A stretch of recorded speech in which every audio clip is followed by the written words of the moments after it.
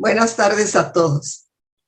Empezamos ya con la siguiente mesa de las jornadas filológicas. Esta mesa está dedicada a los estudios sobre sociolingüística y en ella participan 3 integrantes del Centro de Lingüística Hispánica. Le voy a dar primero la palabra a la doctora Nadieza Torres, cuya ponencia se titula Sistema pronominal de objeto directo en el español totonaco. Podemos empezar, Nadieza. Muchas gracias, María Ángeles. Voy a compartir. Bueno, les agradezco muchísimo a todos los que están presentes, ya sea aquí en Zoom o vía la página de YouTube. Antes de empezar, solo voy a decir que estas 3 ponencias entran dentro del área del Centro de Lingüística Hispánica, de área de variación lingüística y dialectología. Y además, en los 3 vamos a utilizar corpus que son parte del acervo del centro también y que conforman un repositorio digital de corpus de bases de datos del Centro de Lingüística Hispánica. Además de, pues, recalcar la importancia de estos corpus como una fuente documental, ¿no? Entrando en eso, voy a presentar. Como lo dijo María Ángeles, mi ponencia es el sistema pronominal de objeto directo en el español totonaco. El totonaco es una lengua de la familia totonaco-tepehua, que generalmente se reconocen 4 variedades lingüísticas. En moradito está el totonaco de Papantla, que es en el que es la lengua que hablan algunos de los colaboradores con los que se trabajó en el corpus. Y bueno, existe el totonaco de Misantla, del norte de la sierra, del sur de la Sierra de Puebla. Sin embargo, en el catálogo de lenguas indígenas se reconocen 7 identidades sociolingüísticas y dentro de estas 7, el totonaco de Papantla estaría en el Ichiwin Tutunacu, que se considera una variedad de alto riesgo. En el mapa, en la parte más gris oscura, se encuentra la zona del totonaco y en la parte gris clara está la zona de las lenguas tepehua y otomí. El alto riesgo de desaparición del totonaco en Papantla se puede ver en estos porcentajes de población, en donde vemos que para Papantla en 2015 se tenía un 21.47% de población menor de 3 años y más que hablaba alguna lengua indígena. Sin embargo, en el censo del 2020, este porcentaje disminuyó al 19.8% y sobre todo se destaca que ya solo un 2.4% es hablante monolingüe y el resto es bilingüe. En los otros 2, Vicente Guerrero y Las Cazuelas, está la información poblacional de las comunidades dentro del municipio de Papantla, de Vicente Guerrero y Las Cazuelas, de donde son parte la mayoría de los y las colaboradoras de esta ponencia, de esta investigación. El desplazamiento también se puede ver en algunos testimonios que encontramos en el corpus a partir de estas entrevistas. En la entrevista, en el primer ejemplo, la entrevista 3, pues nos narra que ya su hija mayor habla bien el totonaco, pero ya no lo entienden ni lo manejan tan bien los más chicos, además de que pues justo como veían que se estaba perdiendo, pues ellos mismos, los padres, no veían el valor que tenía esta lengua, ¿no? Y en el segundo ejemplo, en la entrevista 4, se ve justo cómo se ha roto esta transmisión transgeneracional, en donde ya las hijas no lo hablan ni lo entienden el totonaco. Los datos, como le mencionaba al principio, forman parte del corpus de español en contacto, corpus que lo hicieron la doctora Janet Reynoso y Concepción Company alrededor de 1999 y 2000, y que ahora conforman también parte de un proyecto PAPIT en el que estamos la doctora Janet Reynoso y yo como corresponsables para su edición y transcripción de estas entrevistas. Este corpus, como su nombre lo dice, pues concentra variedades de español en contacto con 12 lenguas originarias. Algunas de ellas las muestro aquí, como náhuatl, zapoteco, tzotzil o celtal. Este corpus es de gran importancia, sobre todo para trabajos de corte sociolingüístico, pues se tratan de entrevistas orales a manera de conversación libres con temas como usos y costumbres, festividades religiosas, entre otros. Esta es la muestra donde provienen los datos. Hasta ahora es un análisis preliminar y tenemos analizados las primeras 5 entrevistas de 8 que corresponden a el español totonaco, y aquí pueden ver, no me voy a detener, son 3 hombres, 2 mujeres, los rangos de edad van desde 70 a 31 años, pero en donde sí me voy a detener un poco es en la lengua materna, pues este proceso de desplazamiento también lo encontramos aquí, pues ya vemos, ¿no?, que hay colaboradores que tienen como lengua materna el totonaco, algunos que tienen un bilingüismo simultáneo, como la entrevista 3, el español y totonaco como sus lenguas maternas, y algunos que ya tienen el totonaco nada más de manera pasiva, es decir, lo entienden pero no lo hablan. En cuanto a la estructura gramatical del totonaco, no me voy a detener mucho por el tiempo, pero bueno, lo que quiero resaltar es que en cuanto a la marcación de sujeto y objeto, que es lo que nos interesa para el sistema pronominal, tenemos una serie, ¿no?, una complejidad bastante alta, una serie de afijos de sujeto y objeto, y hay 2 cosas que es importante destacar. Una, que la tercera persona se marca con 0, es decir, con una marca 0, y que no hay una marca de gramaticalización, o sea, no se gramaticaliza el género en ninguno de estos afijos. ¿Por qué trabajar o de dónde surge, ¿no?, el interés de trabajar la simplificación del sistema pronominal? Bueno, esta surge porque en diferentes estudios de variedades de español en Hispanoamérica se han mostrado que en situaciones de contacto con lenguas originarias sin marcación de género gramatical existe un reordenamiento en el sistema pronominal de objeto directo de tercera persona, en la que se neutraliza el género. Es decir, se quedan sistemas, en la mayoría de los casos, bicasuales, en el que el pronombre lo, los se utiliza para marcar el objeto directo con referentes femeninos y masculinos, es decir, se neutraliza el género, y les para objetos indirectos. Es decir, este reordenamiento del sistema lo que hace es homogenizarlo. En ninguno de los dos se marca la distinción de género y se quedan solo una marca para objeto directo y una marca para objeto indirecto. Como les decía, este tipo de simplificación o de neutralización del sistema pronominal se ha mostrado en distintas variedades de español en contacto tanto en México como en Sudamérica, ¿no?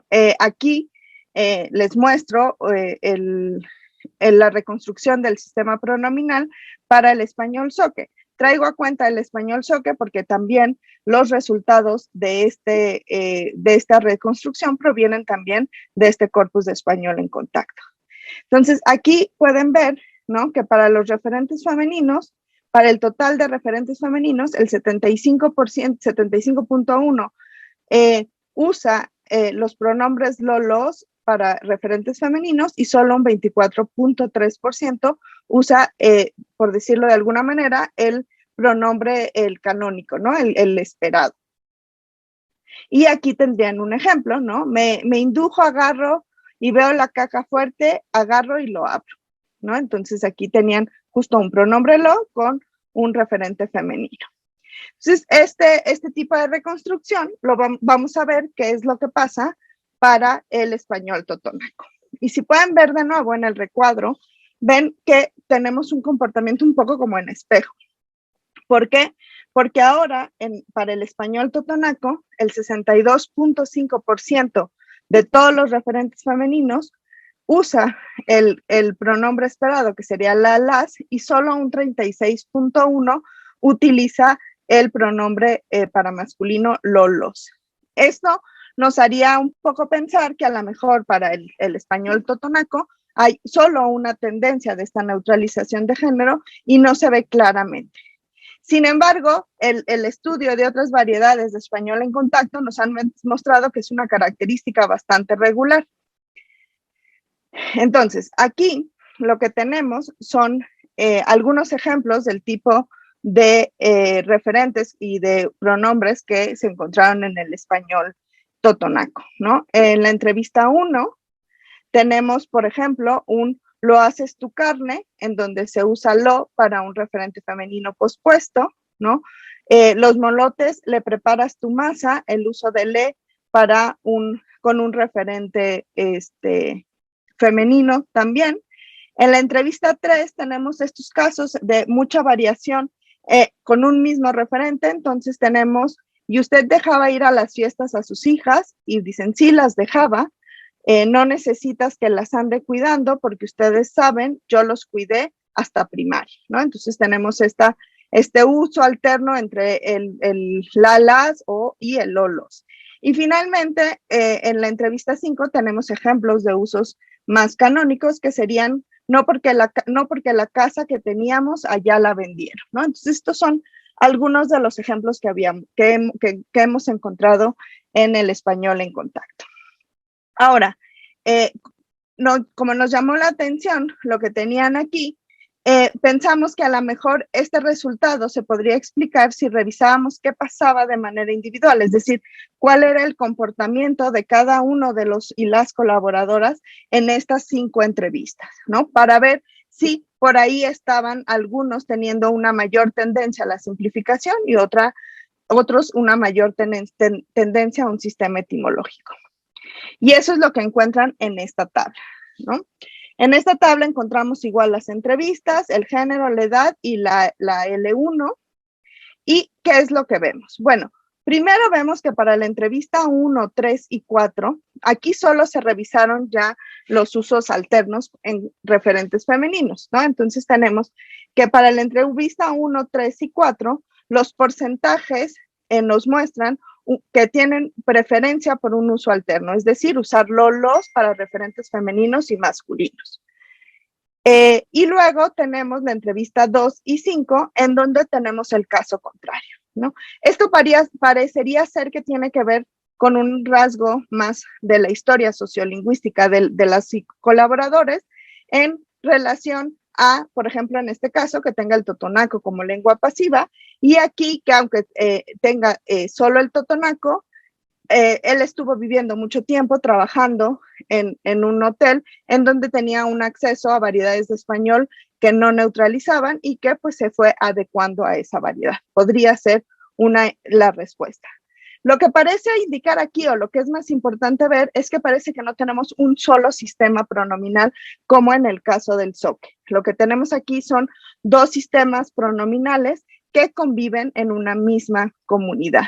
Uno sería un sistema bicasual en donde sí se está simplificando o neutralizando el género, que serían las colaboradores de la entrevista 1, 3 y 4, y otro etimológico, en donde tendrían la entrevista 2 y 5. Es decir, no se podría, el conteo general no nos sirve de mucho porque es de manera individual, en donde nos está advirtiendo que por ahí tendríamos 2 sistemas en una misma comunidad de habla. Para terminar y como reflexiones finales de este análisis preliminar, un poco lo que he dicho, que el conteo general en relación con los usos de los pronombres de objeto para tercera persona parecería indicarnos que en el español totonaco existe solo una tendencia hacia la neutralización de género. Sin embargo, la distribución de los usos alternos del sistema pronominal los para referentes femeninos por entrevista nos advierte que conviven 2 sistemas pronominales distintos. Uno bicasual en la que no hay distinción de género y uno etimológico en el que sí existe. Este comportamiento se ha encontrado en otras situaciones de contacto en las que la lengua indígena está en un proceso de desplazamiento, como el estudio de Avelino 2017 para el contacto entre otomí y español en San Andrés Coexcontitlán. Y este tipo de comportamientos en donde es importante ver el rasgo sociolingüístico, la historia sociolingüística, lo que refuerzan es algo que ya dijeron Thomason y Kaufman en 1988, en el que la historia sociolingüística de los hablantes y no la estructura de sus lenguas es lo que es determinante en los resultados lingüísticos del contacto. Muchísimas gracias. Muchas gracias, Nadiezda. Muy en tiempo. Ahora, felicidades por tu ponencia y por respetar el tiempo. A continuación, la doctora Erika Mendoza Vázquez nos hablará sobre prosodia. El título de su ponencia es Análisis prosódico en el corpus Norma Lingüística Culta y Habla Popular de la Ciudad de México.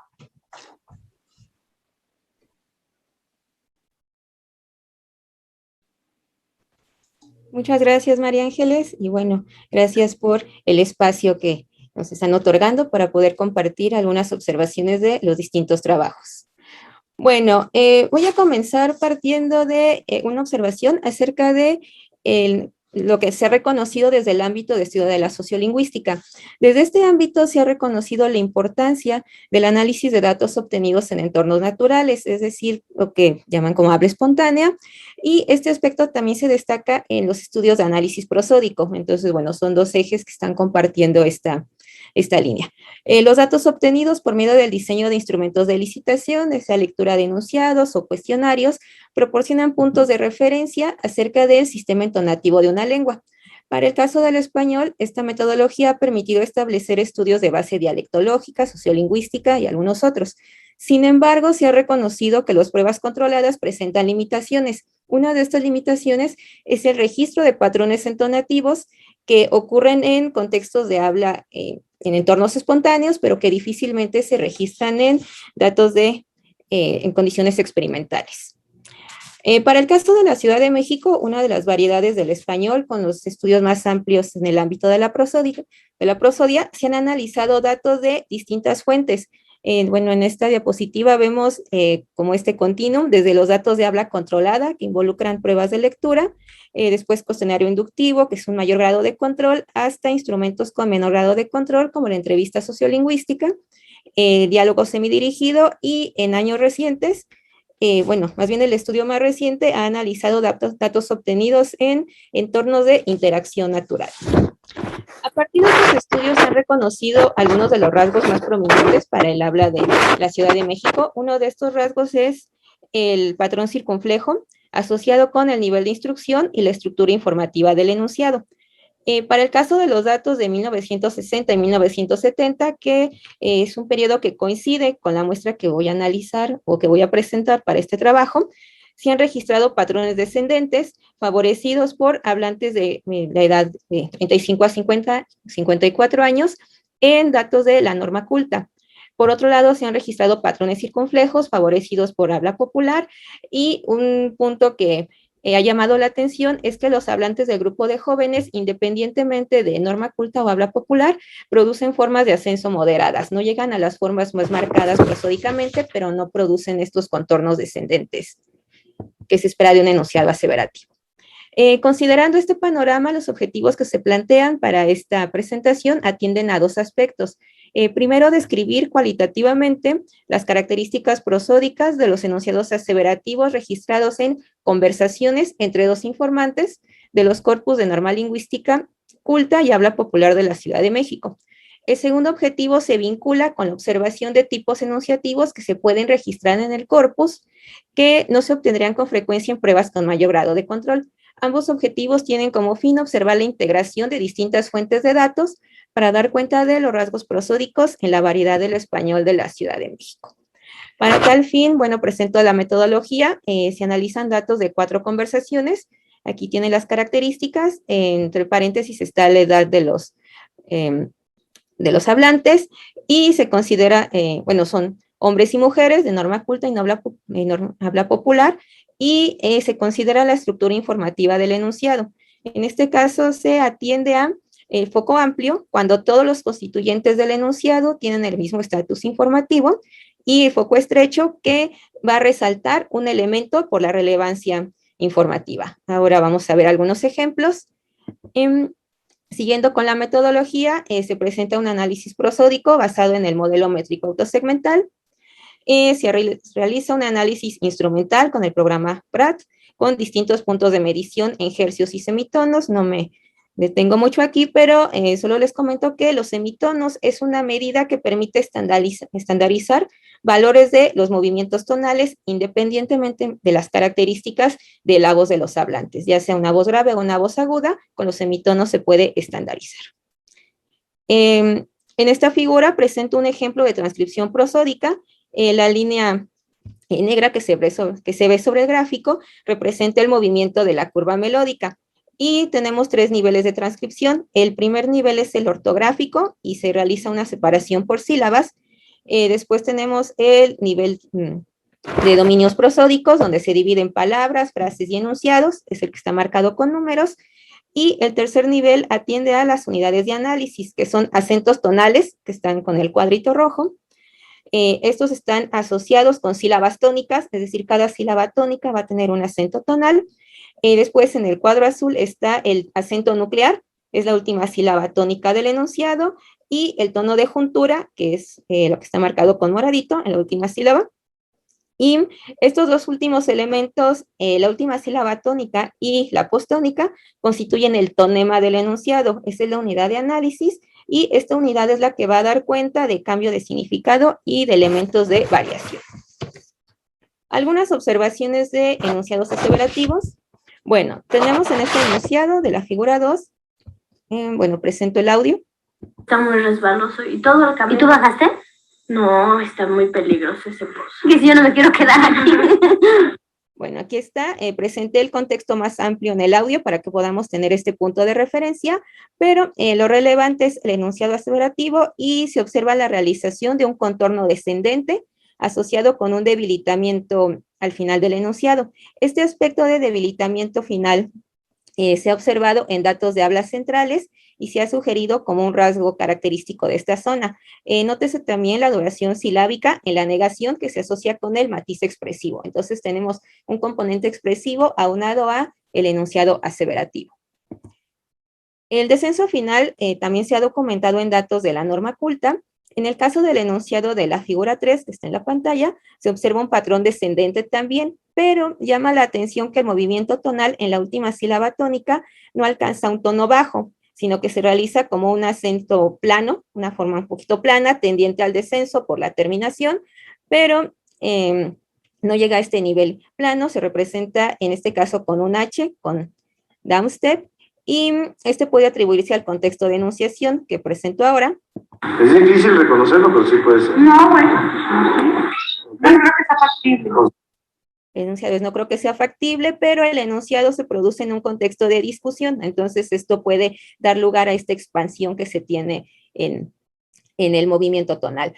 Por otro lado, es importante resaltar el traslape que ocurre en la primera parte del enunciado, que en este caso es el no creo, se traslapan las dos voces, aquí se marca únicamente con T porque no se puede atribuir como tal a un tono por parte del hablante por este traslape, y este aspecto ha sido una de las dificultades en el análisis de los datos. Ahora, en ese enunciado de la figura 3 ya veíamos componentes de matiz expresivo. Ahora, ese matiz expresivo también se puede conjuntar con la estructura informativa del enunciado. En este caso, esa conjunción da lugar a realizaciones con movimientos tonales muy prominentes. El enunciado de esta figura 4 muestra el patrón descendente que ya habíamos visto previamente, y también se observa un marcado ascenso en las dos primeras sílabas.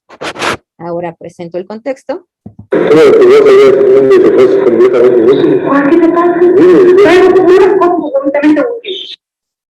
Bien, bueno, tenemos entonces la mayor prominencia en las dos primeras palabras, como mencioné, y la mayor duración en la sílaba tónica de puras. En este caso, la más larga de todo el enunciado, y en este caso, este movimiento tonal tan marcado y la duración marca el contraste con la enunciación del interlocutor que le había mencionado que en su bolsa solo traía puras cosas inútiles.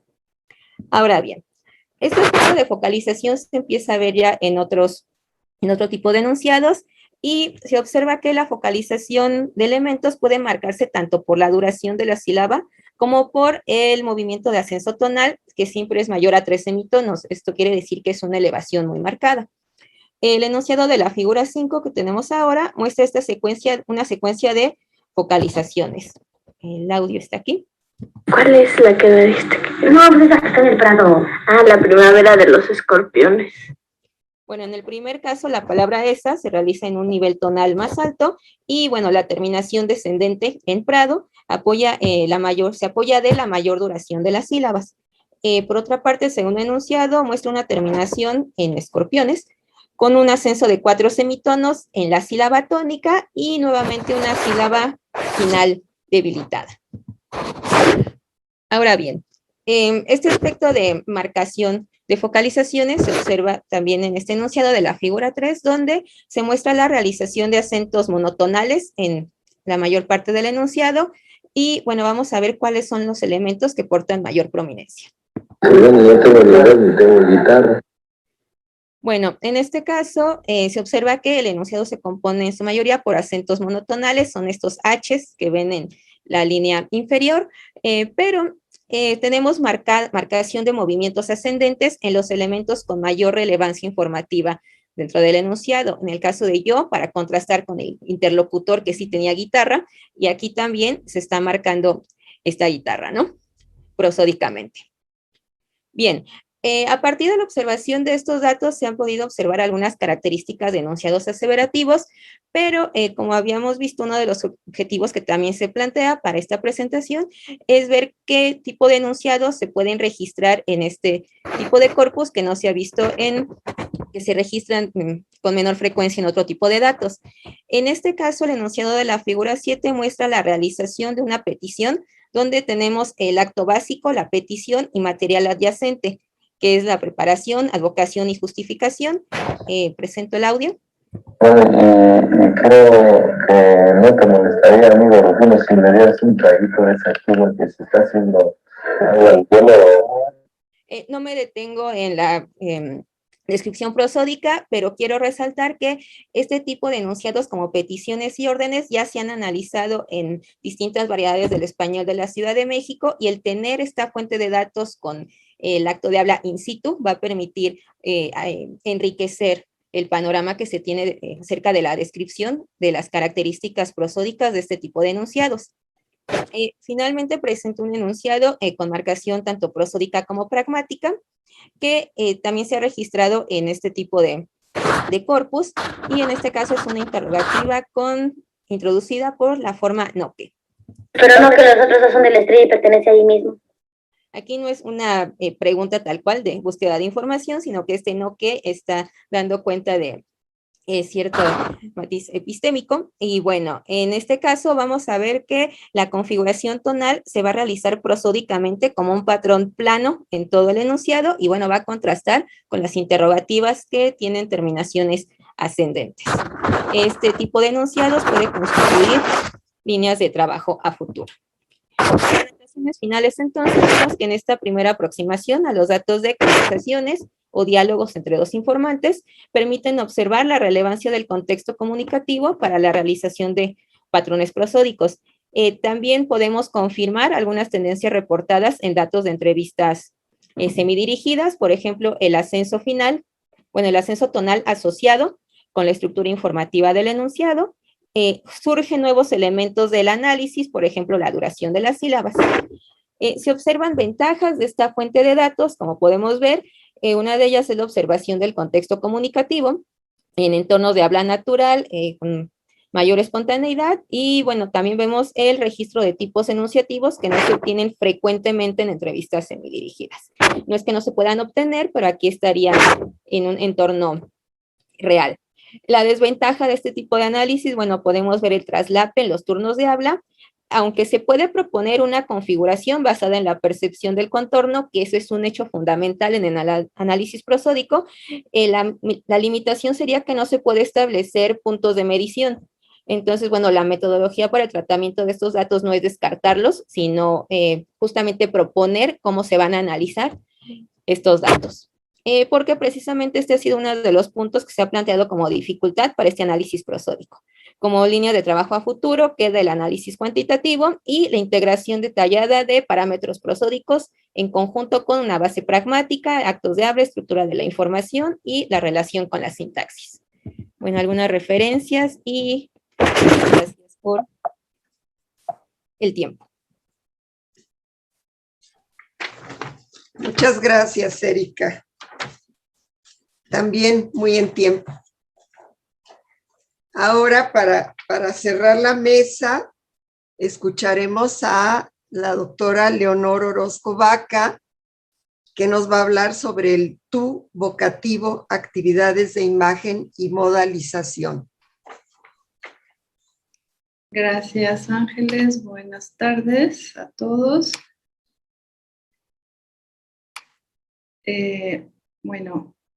Doy inicio a mi presentación.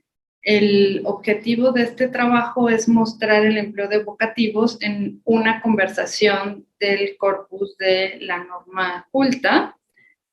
Lo que veremos en esta es una conversación entre dos mujeres con una relación de amistad, ¿no? Entonces vamos a ver que en esta conversación con relación de cercanía, lo que impera en el uso de los vocativos es la función fática y no la función apelativa. También vamos a ver que gracias a los vocativos se realizan actividades de autoimagen y de cortesía, y que los vocativos no tienen solo una función de hacia el destinatario, sino también una función dirigida hacia el discurso, porque vamos a ver que con ello se puede modalizar la actitud de las emisoras ante los enunciados, que acompañan a enunciados y que los están modalizando. Esta presentación se estructura en 4 partes. Primero, por razones de tiempo, hablaré brevemente de algunos antecedentes que son relevantes para entender este análisis. En segundo lugar, describo las características de esta conversación y algunas de las variables que se analizan en este estudio. Tampoco las reviso todas para pasar a unos resultados globales y mostrar algunos ejemplos y cerrar la presentación.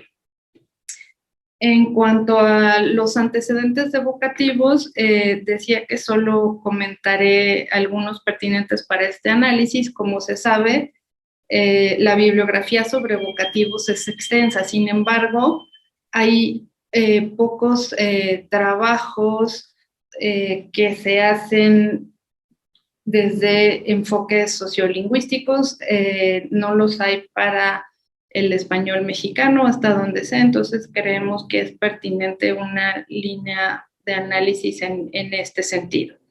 Y bueno, menciono algunos puntos que interesa resaltar. En primer lugar, sabemos que los vocativos no forman parte de la estructura argumental de la oración, por tanto presentan movilidad y pueden aparecer al inicio, en medio o al final de una oración o de un enunciado o de un turno de habla, al igual que ocurre con los marcadores discursivos.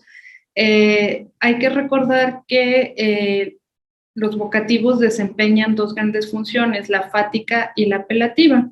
Y al respecto se ha visto una tendencia a que en posición inicial los vocativos tengan una función apelativa, mientras que cuando tienen una función fática se suelen presentar en posición final o intermedia. En cuanto a la prosodia, se asume que se realizan entre pausas. Sin embargo, pues ya hay estudios prosódicos que muestran más variabilidad. Con respecto a los actos de habla, se han hecho clasificaciones de los vocativos en función de los actos de habla a los que acompañan. Por ejemplo, Bañón los clasifica como de llamada, salutatorios, exclamativos, de mandato y ruego. Y en cuanto a la cortesía, se menciona que gracias a su uso es posible interpretar el tipo de relación que existe con el interlocutor, y que algunos vocativos codifican cortesía negativa y otros cortesía positiva. En los antecedentes también menciono algo sobre marcadores de control de contacto y actividades de imagen, porque ambas categorías las voy a emplear como variables en este análisis.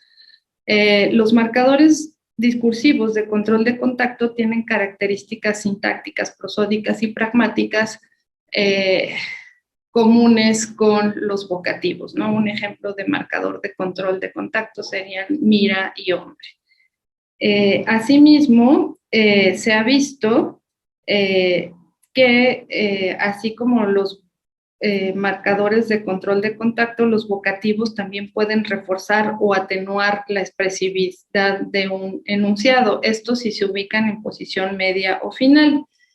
De acuerdo con Cestero Mancera, estos marcadores tienen un valor cercano al vocativo. De hecho, algunos marcadores de control de contacto provienen de vocativos. Entonces, ahí hay pues muchas características en común y yo retomo la propuesta de Sestero Mancera 2003 que ella usa para analizar estos marcadores, pero vamos a ver qué pasa si analizamos esto en correlación con los vocativos, ¿no? Ella dice que hay una doble función que van a tener tanto de llamada hacia el interlocutor como hacia el discurso y por tanto van a actuar como modalizadores de la actitud del hablante ante el enunciado.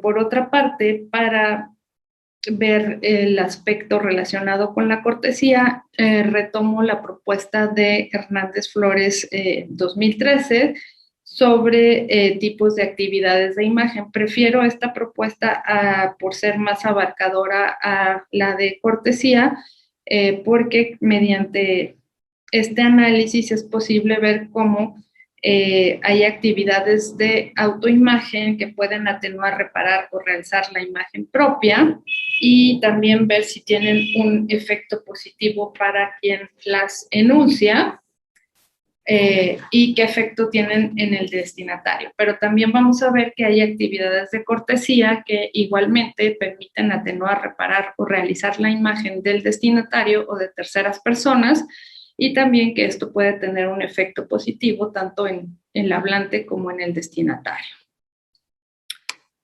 Con respecto a los datos que aquí analizo, comentaba que es una grabación que proviene de este corpus del habla culta de la Ciudad de México, de la serie que se ubican como o se identifican como conversación libre, que fueron grabaciones de dos participantes, normalmente personas que tenían una relación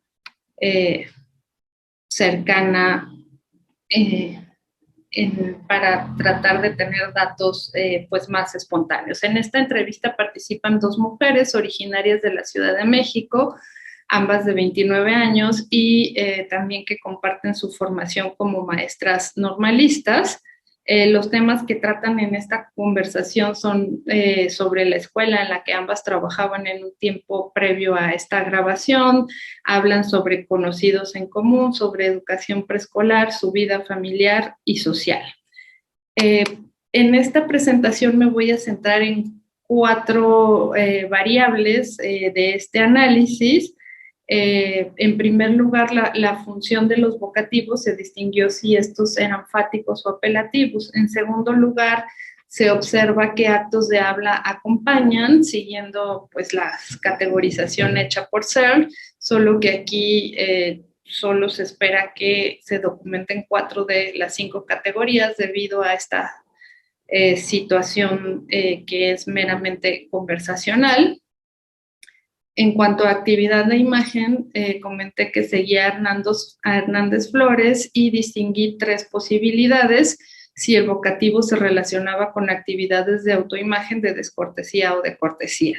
Y por último, siguiendo a Sestero Mancera, se clasificó si los vocativos funcionaban ya fuera para enfatizar algún hecho y bueno, en este caso es porque los hechos son o importantes o sorprendentes o el hablante los considera excesivos o evidentes. Igualmente existe la posibilidad de que acompañen enunciados en los que se pondera un evento o que indiquen inseguridad del hablante o se atenúe lo que está expresando.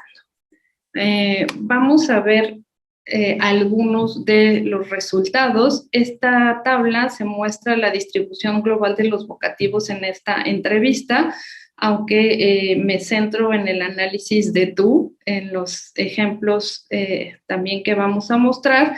Es importante señalar que ambas participantes usaron el nombre propio de su interlocutora como vocativo. Además, una de ellas usó gorda y gordita como vocativos y vean que el pronombre tú lo usaron ambas en esta entrevista y que es un poco más de la mitad de estos 40 vocativos, en 21 ocasiones se emplea. En esta tabla 2 vemos la distribución de los vocativos según las variables que acabo de comentar. Esa es una distribución general donde se muestra que tanto tú como el resto de los vocativos ocurren tanto en actos aseverativos, directivos como expresivos. No se documentó ningún caso de actos compromisivos, pero eso se debe a la naturaleza de la conversación. No es que hubiera actos compromisivos en la conversación. En cuanto a las actividades de imagen, no se documentan actividades de descortesía. Esto es esperable dado la naturaleza de la interacción entre dos amigas y que estaban siendo grabadas. Y en actividades, las actividades de imagen que sí se documentan son sobre todo de cortesía y también de autoimagen. En cuanto a la modalización, vemos que se atenúa, pondera o enfatiza un hecho, pero no se documentaron casos en que el vocativo tiene una relación modal con inseguridad del hablante ante lo enunciado.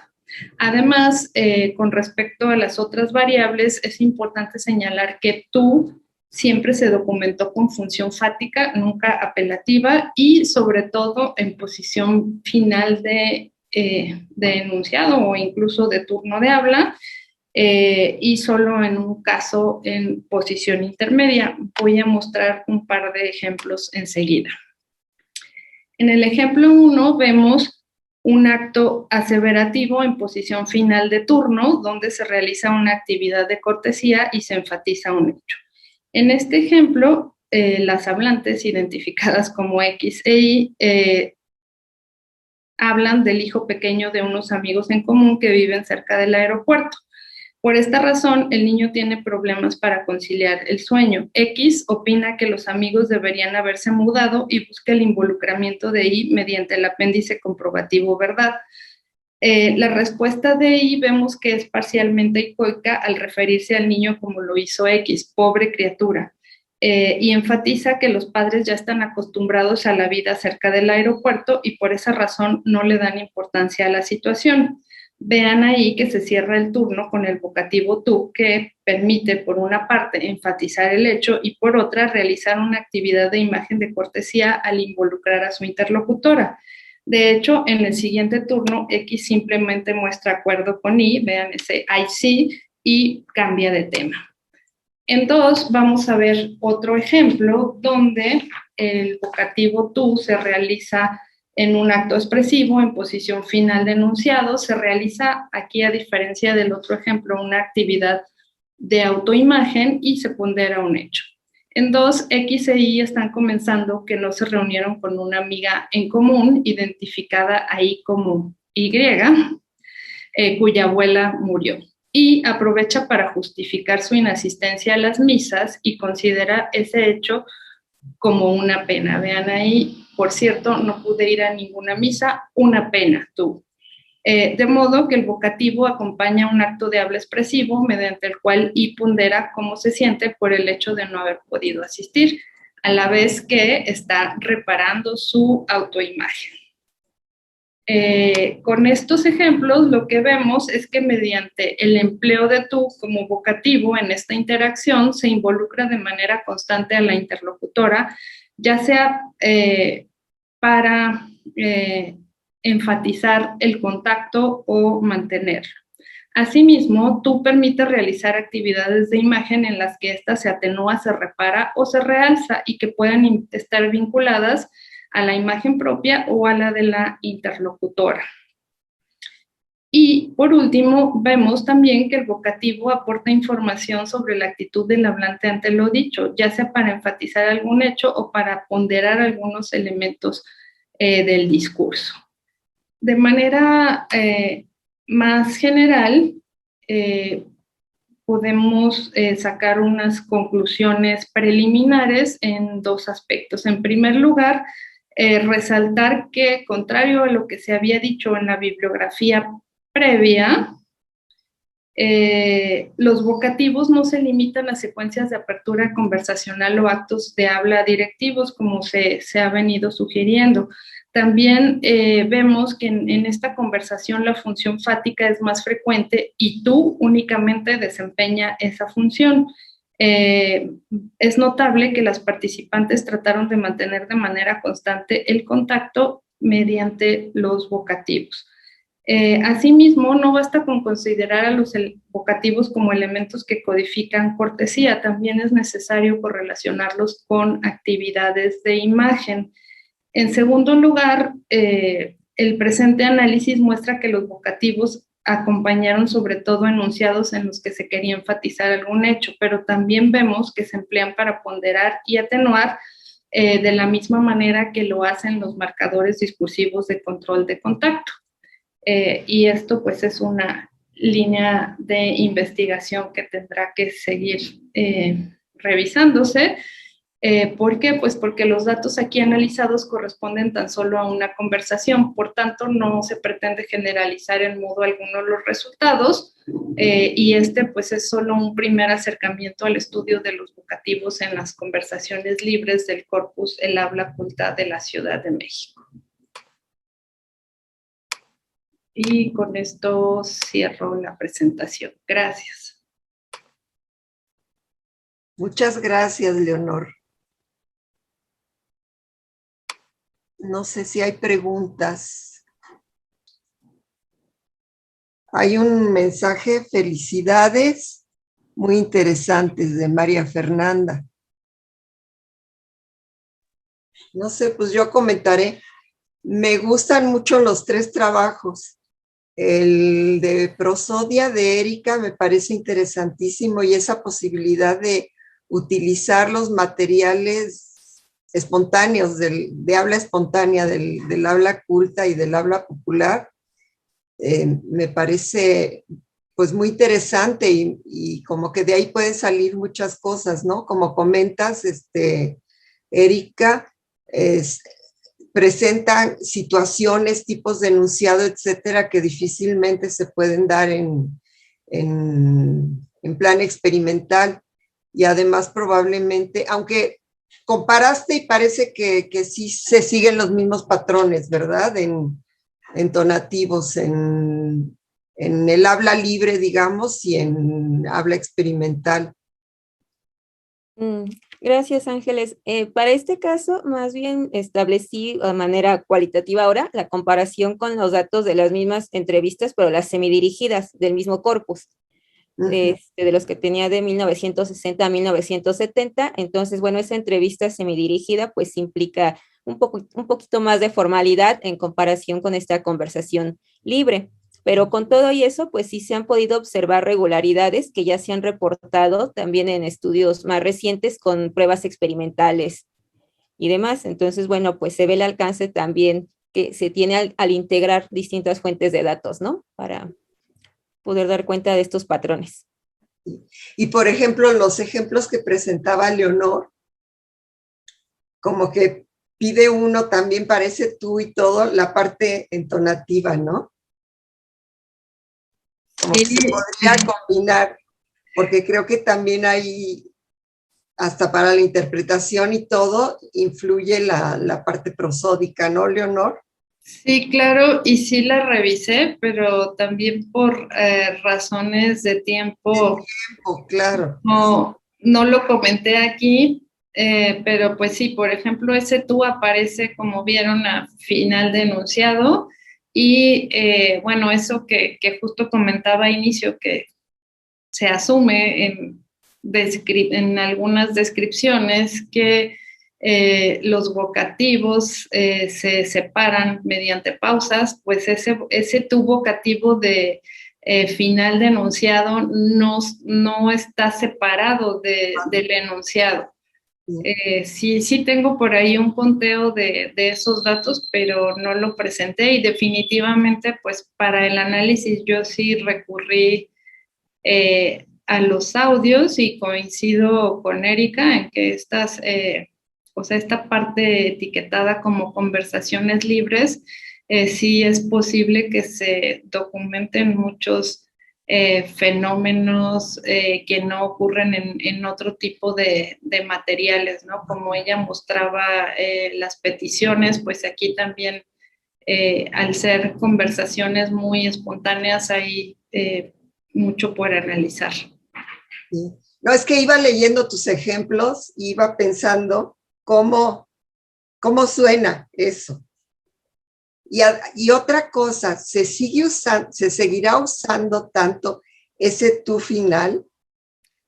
No lo sé, no lo sé, pero Sí.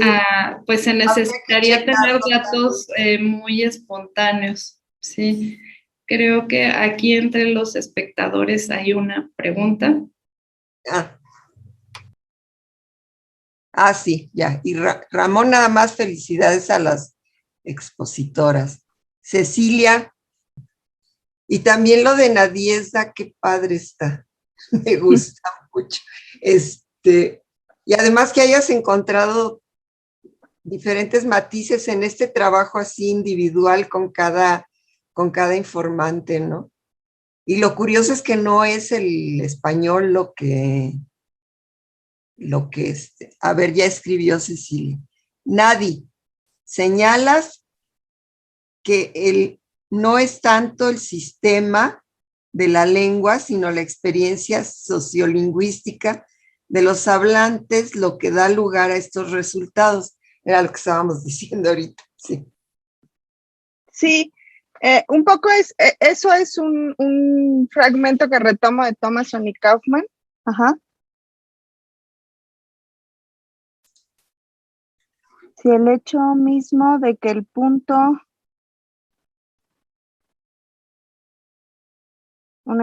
Sí, en realidad creo que son las dos cosas, es decir, el propio sistema de marcación de sujetos y objetos del Totonaco con marcación 0 para tercera persona y la no marcación de género en estos afijos es lo que motiva a que se reduzca el factor se neutraliza el género, y eso es algo que se comparte tipológicamente con muchas otras lenguas originarias.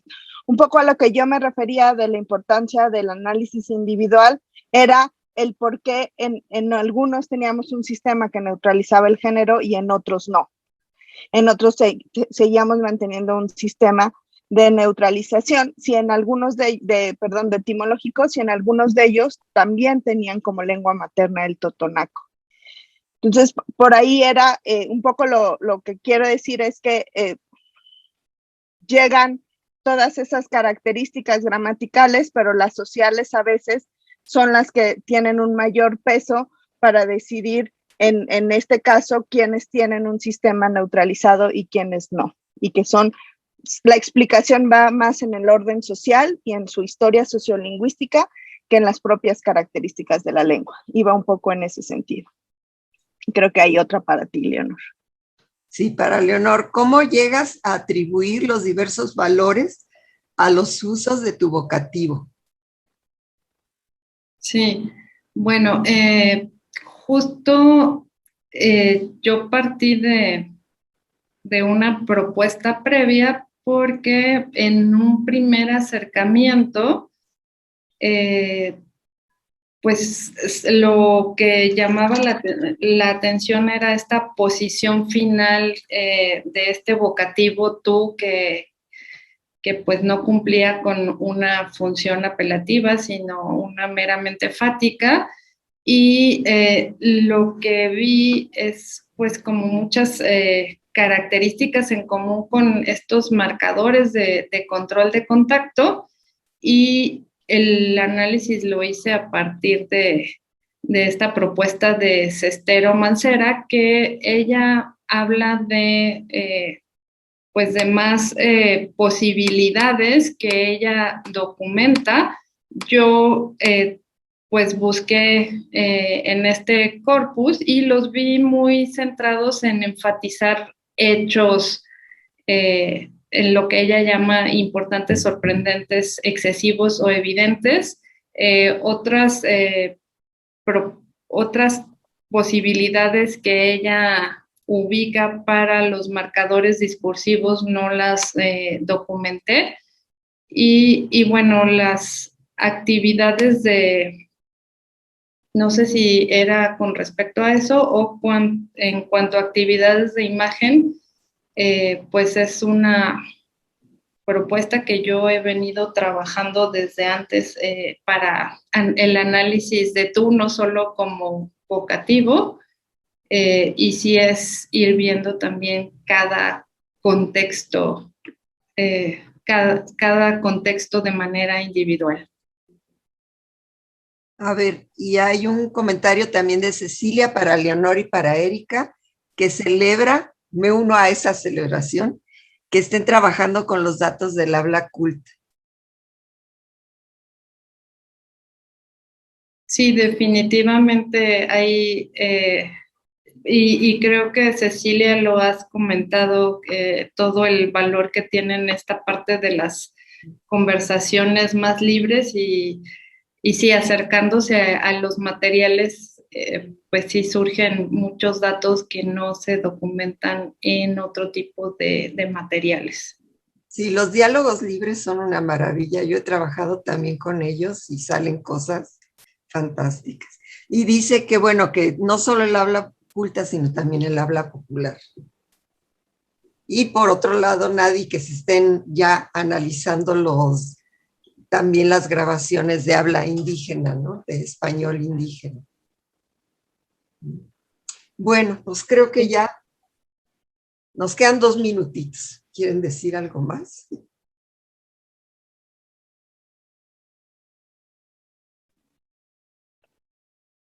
Creo que nada más muchas gracias por los comentarios que nos hicieron. Bueno, pues gracias a las 3. Muy interesantes sus trabajos. Muchas gracias a Arturo, que por ahí nos está echando la mano con la parte técnica de todo esto. Y pues vámonos a descansar todos, bueno, a escuchar la siguiente mesa. Felicidades a las 3. Gracias. Gracias. Gracias, hasta luego.